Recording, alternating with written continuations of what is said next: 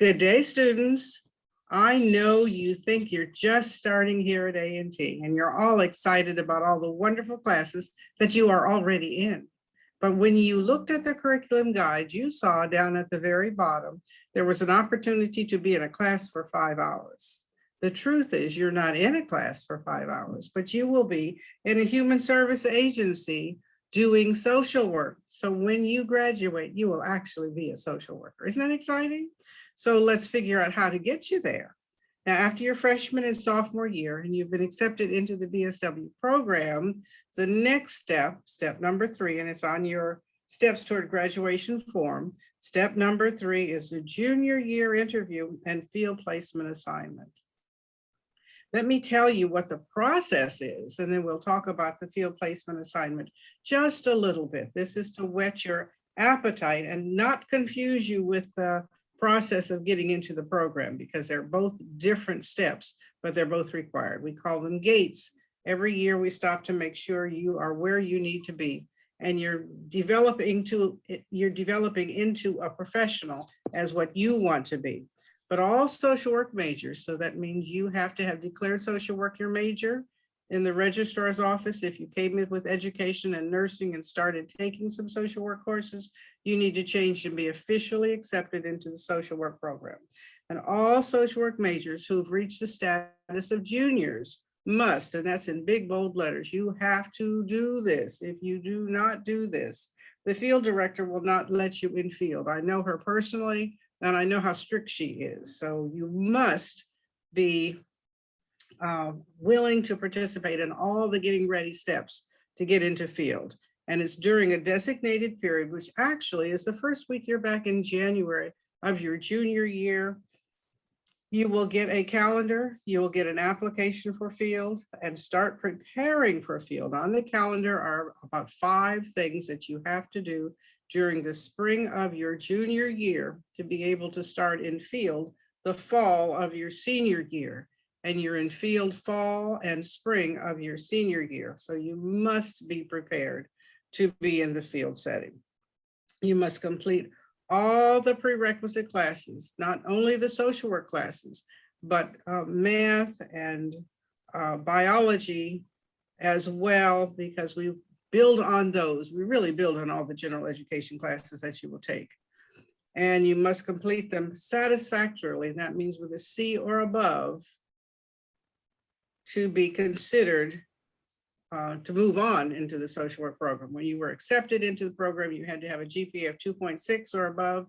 You have to maintain that. You have to have that when you come to your junior year interview for field, and maintain it all through your senior year. So what are the steps?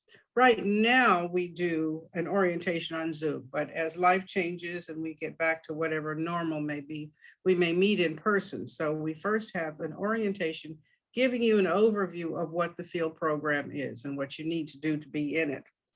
There is an agency fair that we provide, an opportunity for you to go with seniors that are already in a field placement to see what is it, not only what are the agencies, but well, what do you do here? Where do you sit? What programs do you participate in? Do you answer the phone? Do you have to answer letters? Do you travel and go?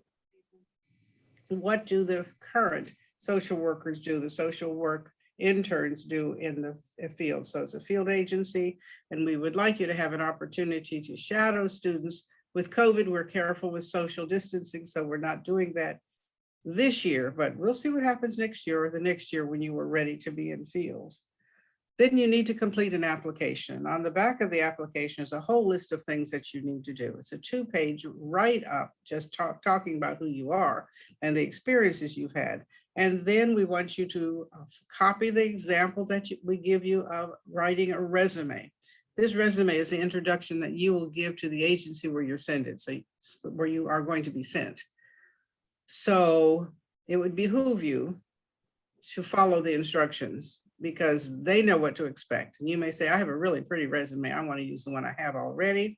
And I'll say, go ahead and do it, because the agencies knows what they're supposed to look like. And their first impression of you will be, oh, she sent a really pretty resume, but she didn't follow instructions. I don't know that we want her. So you don't want anybody saying that about you. Following instructions is so important. We want to know you're legal. If you're driving, you need to have a current driver's license of whatever state you're from, and a proof of auto insurance. We know that changes every 6 months, but we want to know you're legal on the road. We also want to know that you can be trusted in an agency. So in your Introduction to Social Work course and your social welfare policies and services, there's a requirement for 20 hours in each of those courses to do some volunteer work. And we want not just that you put in the time, but the summary of what you did. Were you professional? Did you come on time? Did you speak appropriately? What about your dress and demeanor? We want to know that you can relate positively to a population that may be different than you.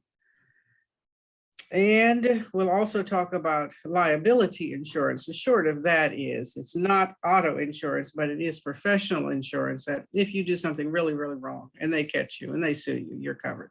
Now, we haven't had anybody sued, but we've had some misbehaving and we really don't want that. So being professional is very, very, very, very, very, very, did I say very, very important. After you have submitted your application, the field directors, and there are two of us because UNCG and A&T are a joint program. After you have submitted your application and it's reviewed, you will schedule an appointment with your field director on whichever campus you are. And right here, you're at North Carolina A&T. So you get to see the director of field. And she will give you the questions that she's going to ask. So you can be very well prepared for the interview.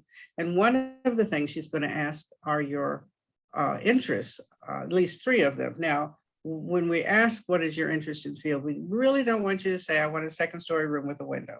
We would like you to say the population or the specific agency where you'd like to serve. You may say, I want to work with children, I want to work with old people or with refugees, or I want to work in Baptist Children's Home. So you can name something specific, or you can name the categories where you might want to work.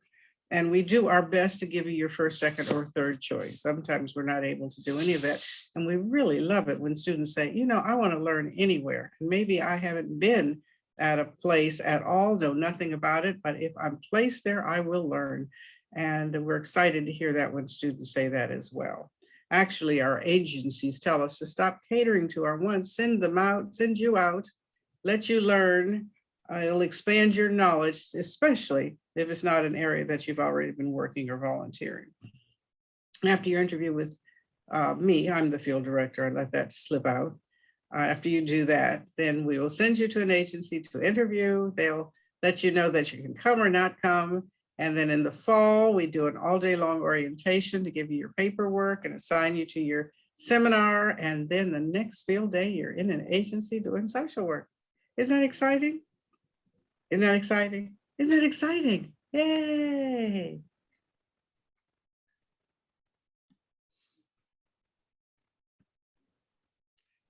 And by the way, you might want to know a little bit about me. Now, if you don't, you can cut it off now, but I think it would behoove you to listen just another minute. But I am the field director here at North Carolina A&T, and I've been here since Noah landed his ark, I think. I've been here forever, which is a good thing. That means I know the community and I know the agencies that we serve, and I know now. And often if somebody needs to be an advocate for students, that would be me. So get on my good side and I'll make sure that your learning experience is great. I teach the practice sequence courses here at North Carolina A&T, and I also do several elective courses. One is child welfare, and students who want to be certified as a child welfare worker need to take that course and then be placed in a child welfare setting. I also teach a course called The Feminization of Poverty, and it really looks at the impact of life on men and women, how we are different just based on gender. My research has been actually, the title of my dissertation was The Impact of the College Experience on the Lives of Female Single Parent Students. And I directed a program in another setting where we provided the opportunity for single parent students to earn their first undergraduate degree. And so my writing has been focused on that as well as child welfare. Okay,